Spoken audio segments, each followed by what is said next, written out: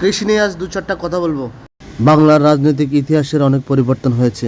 বাংলাদেশ স্বাধীনতা লাভ করেছে, কিন্তু বাঙালি কৃষকের অসহায় ও দরিদ্র জীবনে কোনো ইতিবাচক পরিবর্তন ঘটেনি।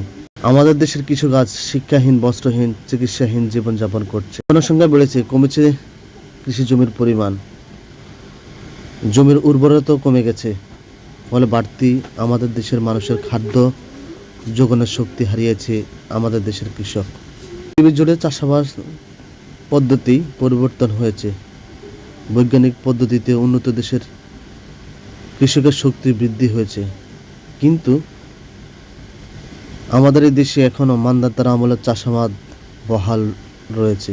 বাংলার কৃষক আজও বোতা নাঙ্গল আর কঙ্কাল সার দুটো বলদের পিছনে ঘুরতে ঘুরতে নিঃস্ব হয়ে গেছে। এরকম কোনো কিছুই মোকাবেলা করার কৌশল এবং সামর্থ্য আমাদের দেশের নেই। ধীরে ধীরে অবস্থার পরিবর্তন কিছুটা হচ্ছে। কৃষিতে আধুনিক প্রযুক্তি ও উন্নত পদ্ধতি প্রয়োগের গুরুত্ব বাড়ছে। কিছু কিছু কৃষকের অজ্ঞতার কারণে কীটনাশক প্রয়োগের ফলে আমাদের কৃষিটা মারাত্মক ধ্বংসের দিকে এগিয়ে যাচ্ছে। এত কিছুর ভিড়ে এই পর্যায়ে আমরা খিলগাঁও বটতলা এলাকার একটা প্রত্যন্ত গ্রামে একজন সফল উদ্যোক্তার এবং অর্গানিক চাষের ভাইয়ের সাথে কথা বলতে আসছি। আসলে ওনার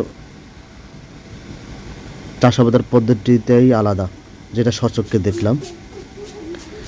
উনি রাসায়নিক সারের পরিবর্তে আমাদের দেশীয় যে প্রযুক্তি বা যে সার সেগুলো ইউজ করে থাকেন।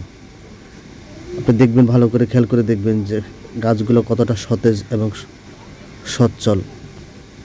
ওনার ভাষ্যমতে উনি আমাদের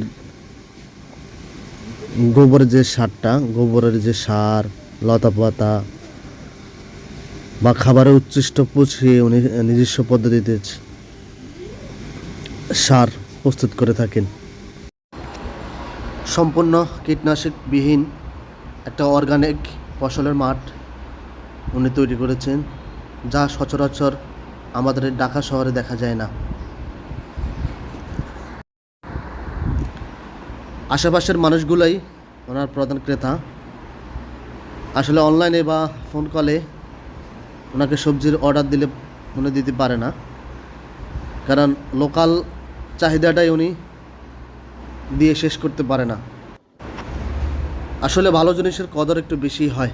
দেখুন, একজন ক্রেতা উনি ফসল তোলার সাথে সাথে নিতে চলে আসছে। ভিডিওটা সবার কাছে কেমন লাগলো অবশ্যই জানাবেন। আসলে কথা বলার ক্ষেত্রে অনেক সময় ভুল ত্রুটি হতেই পারে,